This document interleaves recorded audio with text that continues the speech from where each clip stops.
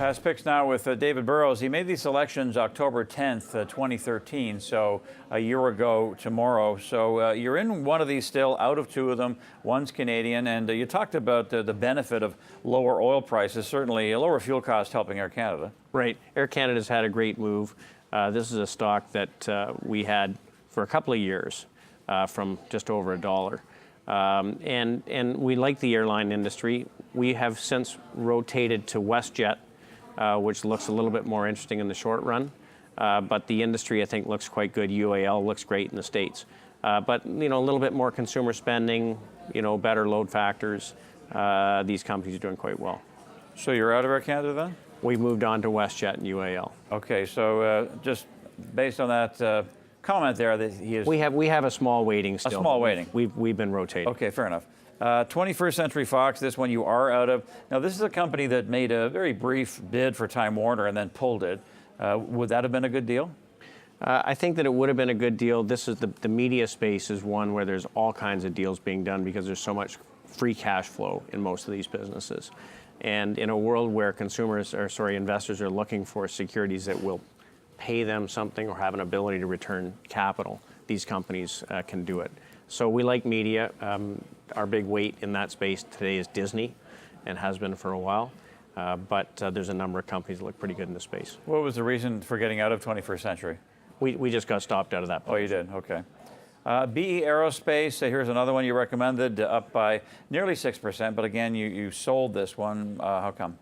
Well, I mentioned earlier on that we, in the spring, came out of some of the industrial stocks and moved more into more consumer-oriented companies. So BE Aerospace actually looks fine. It'll continue to benefit from the continuous upgrade cycle that the airlines are going through and upgrading their aircraft. But that being said, BE Aerospace very dependent on stronger global economy as opposed to U.S. economy. And David, at what point did you and your team realize there was a shift going on and you wanted to minimize your exposure to sectors like this?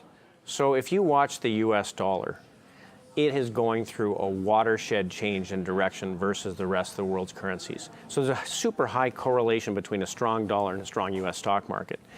The 80s, all the way through the period, dollar appreciated, market rallied 17% a year. Through the 90s, dollar appreciated versus the basket of world currencies. S&P was up 18% a year through the 90s. Take 2 decades where the currency was weak. The 1970s, stock market went sideways for 10 years, and the period between 2000 and 2012, U.S. dollar depreciated versus the basket of world currencies all through that period. So the dollar has been making a transition over the last, well, close to a year now, but really through the summer especially. People make a big deal about the fact that dollars moved so far versus the yen and the euro. I challenge you to look at it versus emerging market currencies. It's more significant. So the U.S. dollar, with its strength, means that the U.S. consumer wins. And so really, in that type of world, financials do well, technology does well, consumer discretionary does well. These are and healthcare, and these are the sectors that are performing well. You just always have to be prepared to structure a portfolio in areas of the market that have a tailwind. And U.S. dollar likely, given the weakness in growth in Europe and the weakness in growth in Asia, is likely to be strong versus those currency for years, I think you could go so far to say. So usually these currency runs are multi-year, are they not? They are. They do tend to be multi-year. They do have pullbacks. But there's also a very high correlation between a rising U.S. dollar and expanding earnings multiples for stocks. So if you get earnings going up 5% and the multiple of the earnings investors are willing to pay expands, you can get a geometric lift in price. And that's what happened all the way through the 80s and 90s.